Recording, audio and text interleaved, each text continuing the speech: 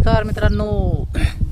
शेतकरी म्हणतात सोयाबीन वाढलं, सोयाबीन माझं बी झालं गुडघ्या इतकं. सोयाबीनचे मागं स्प्रिंकलरची दांडी दिसत आहे, अर्ध्याला दिसत असेल, परंतु स्प्रिंकलर चालू केले होते. माझ्या मते तर फवारण्यापेक्षा जर स्प्रिंकलर टाकणं अवघड आहे, परंतु आपण 14 तुषार आहेत, 2-2 छड्या एक स्प्रिंकलर ते तरी पण टाकलेले आहेत. आपण आतापर्यंत 4 फवारण्या केलेल्या आहेत, 5ही फवारणी मी आता उद्या करणार आहे. त्यासाठीच आपण आज मोटर लावतो. तुम्हाला सकाळीपासून बिजार असल्यामुळे तरी पण मोटर काही चालली नाही. आता दुसरी मोटर लावून आपण पाणी भरणार, परंतु फवारणार आहे म्हणजे आहे.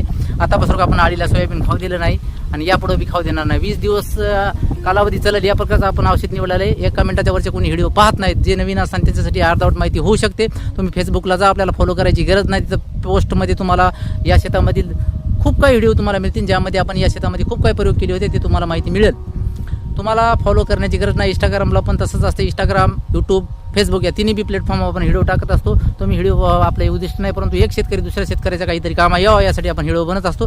तर माल पाहायचा असेल तर दुसऱ्या सेकंड व्हिडिओमध्ये मी तुम्हाला देण्याचा प्रयत्न करतो. आपल्या सोयाबीनला कशा प्रकारे एक शेंगा लागलेल्या आहेत आणि आळी आपल्या सोयाबीनवर अजाबात नाही, तरी पण आपण उद्याची फवारणी घेणार आहोत.